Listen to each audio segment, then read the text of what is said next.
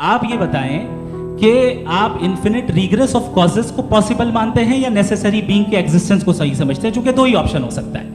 आप ये बताएं। देखिए, आपको मैं ईमानदारी से बात करूं, एक तो मैं कॉन्टीजेंसी वर्ड ठीक से समझता हूं, और इस वक्त भी जो आपने अंग्रेजी के अल्फाज इस्तेमाल किए वो ज़रा थोड़े से मुझे डिफ़िकल्ट और कॉम्प्लिकेटेड।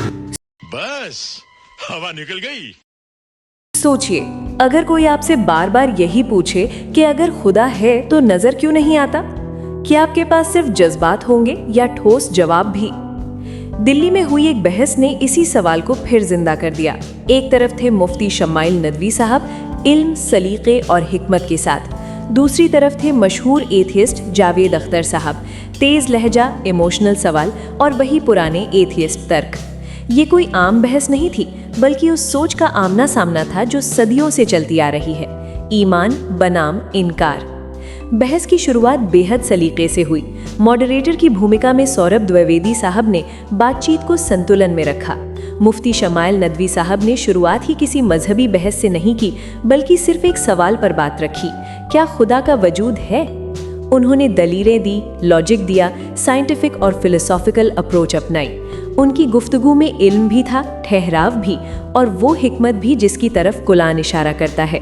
हिकमत और अच्छी नसीहत के साथ बात करो। जावेद अख्तर साहब की तरफ से जवाब आए, लेकिन वही गिने चुने। अगर खुदा है तो दिखाई क्यों नहीं देता? अगर वो रहमदिल है तो गज़ा में जुल्म क्यों हो रहा है?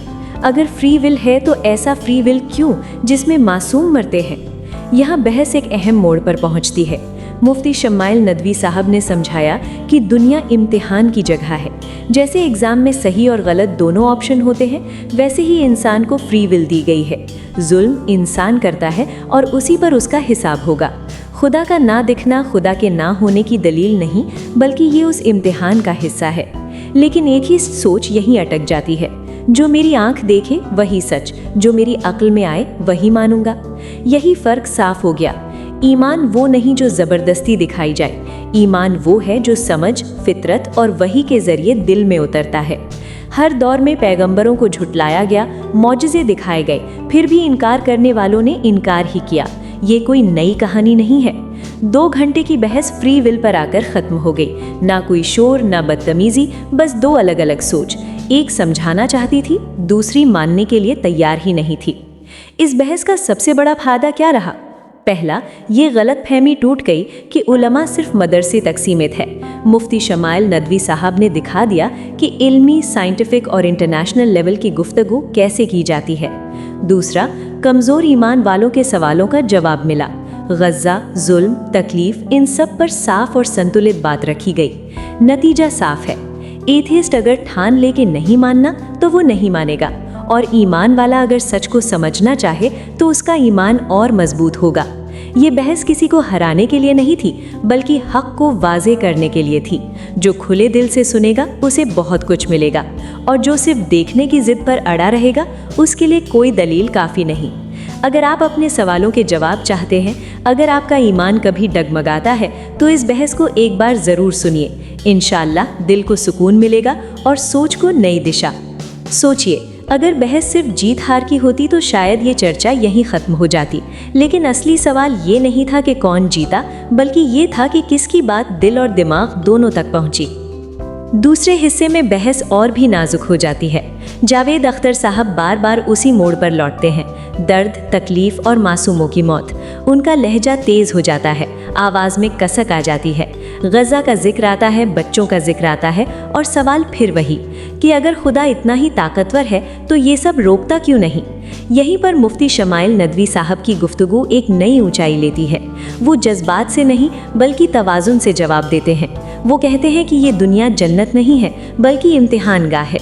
यहाँ इंसान को इख्तियार दिया गया है, अच्छा चुनने का भी, बुरा करने का भी, और जिस दिन इंसान से ये इख्तियार छीन लिया गया उसी दिन इम्तिहान ख़त्म हो जाएगा। वो बड़ी सादगी से समझाते हैं, अगर हर जुल्म के वक्त खुदा सामने आकर रोक दे तो फिर ना इंसान जिम्मेदार रहेगा, ना इंसाफ का कोई मतलब बचेगा। इंसाफ का असली दिन तो वो है जहाँ हर कातिल, हर जालिम और हर बेगुनाह के आंसू का हिसाब होगा। जावेद अख्तर साहब फिर सवाल करते हैं, तो ये कैसा खुदा है जो देखता रहता है? जवाब आता है, देखना बेरुखी नहीं, मोहलत देना कमजोरी नहीं। ये वही मोहलत है जिसमें इंसान अपने किरदार का फैसला करता है। कोई फिरौन बनता है, कोई मूसा, कोई जालिम बनता है, कोई शहीद। यहीं पर एक बात और साफ हो जाती है, एथियस्ट सवाल क्यों पर रुक जाता है जबकि ईमान जवाब मकसद में तलाशता है। एक सिर्फ इस दुनिया को आखिरी मानता है, दूसरा आखिरत को भी हकीकत समझता है। बहस के सवाल जवाब सेशन में एक और अहम लम्हा आता है जब एक खातून खड़ी होकर कहती है, मैं खुदा को मानती हूँ लेकिन ये सब देखकर मेरा दिल कांप जाता है।